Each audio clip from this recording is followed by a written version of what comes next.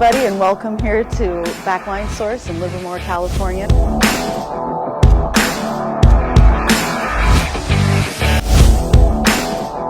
We're here today with Brad Gardner behind the cameras and Jim Douglas from Backline Source.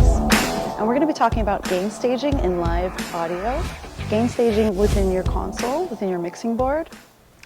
The main goal in gain staging is to increase your signal level and reduce noise throughout the chain while never, ever overloading voltage at any of these stages. Setting up a proper gain staging avoids distortion throughout the transmission and leaves headroom to operate in a live sound environment, no matter your workflow or setup.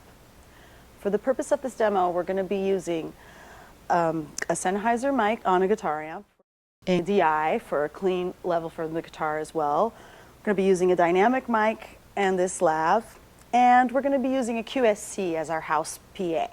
For those of you who are not used to seeing a mixing board, this is an X32, and we have our I/O panel in the back where our physical inputs and outputs are located. In this case, we're using all XLRs, and our output faders set at unity, VCAs as well, with a nice clean signal from the guitar pedal bypass. And now we're going to set our gains. Select your channel, locate where your preamps or head amps are, crank it up, bring up your channel fader. I'm seeing healthy level, and I can hear clearly too, and I've got some headroom to operate in. Pretty good. Here's our gains.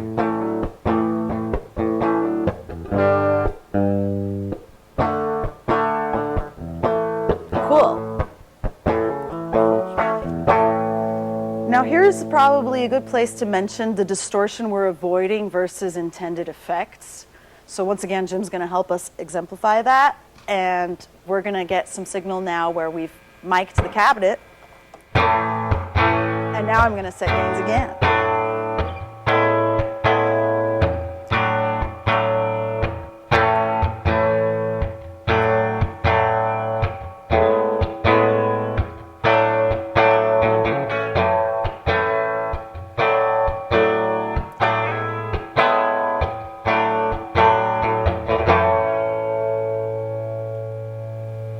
So once again, same thing applies. Locate your head amps, crank up the gain, stay away from the red. You do not want digital clipping.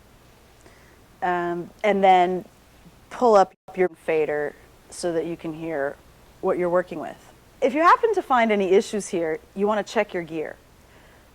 Pads on the DIs, settings on microphones themselves are common to be overlooked. You also want to check your cables and physical connectors at this stage, because this is a very common place to find some problems. You'll be listening, you can hear things, you can't see any level, go and check your gear, okay?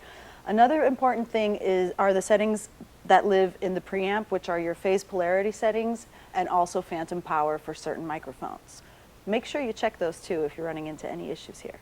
Now let's keep moving along our signal chain. The next thing you're going to be doing is going to run this through an EQ. I'm bypassing our gates and compressors. We don't need them today. I'm going to ask Jim to play a little bit more for us so we can see what's happening in the board. So here we go. No gate, no dynamic. Have a little EQ. We can put a low cut in here.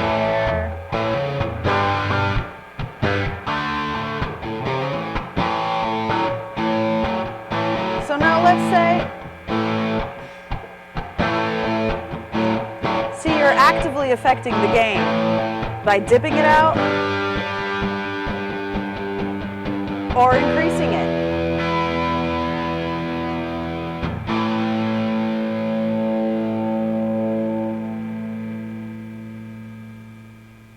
Thanks, Jim. Now to our output bank, outputs and output faders. Once again, there's different ways to go about this. We don't really have any things in VCAs today, but we are sending two auxes out for the purpose of this recording.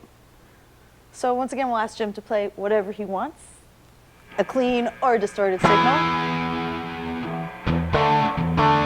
And now let's look at where we're sending it.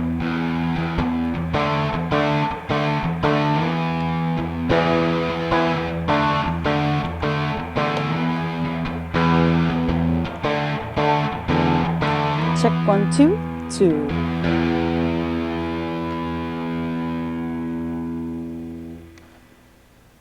So here on aux 1, we're sending basically our guitars, and we're sending this dynamic mic as well. And this lav you see me talking from is being set on a different channel. As you can see here, we're sending that to aux 2. So that's routing, and that's also subject to a different gain staging because we're not amplifying this signal from this lav in the room. This is going straight to the recording you're listening to.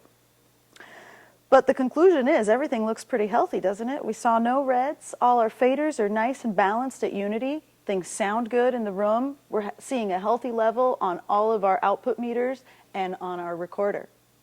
So once your signal leaves your console, it's going to be subject to a whole nother series of gain staging. But now this is in the hands of your PA tech. Every situation is unique. Don't forget that every signal has its own characteristics, not to mention the gear involved, plus the acoustics of your surroundings. So now that we've seen how this works on an X32, we're going to take a look at the same demonstration, but on an Avid Venue SC48. We're only going to use 2 inputs for that purpose. We're going to use a guitar and a mic. Same signal flow, very simple, no crazy plugins, no compressors, straight up preamp, channel fader, EQ, and output. We'll see you on the other board.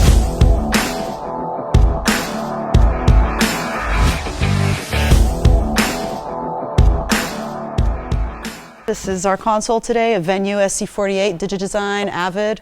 We have our guitarist here, Jim Douglas. Thank you, Backline Source.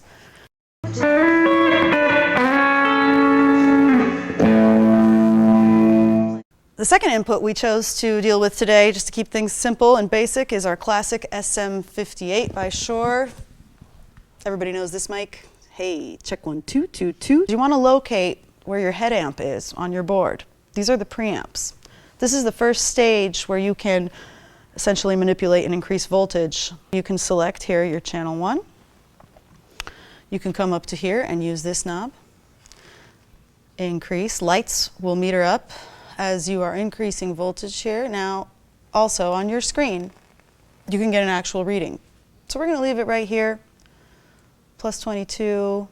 So now we're going to ask Jim to send us some signal.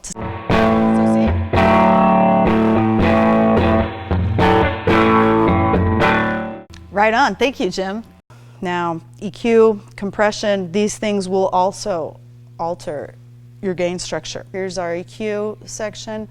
Show you on the actual graphic how this can alter here. See, I'm increasing gain around my highs here.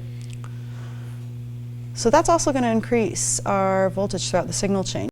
Now, if you do override voltage at any point, what do you get? Distortion. Let's hear an example of that, Jim.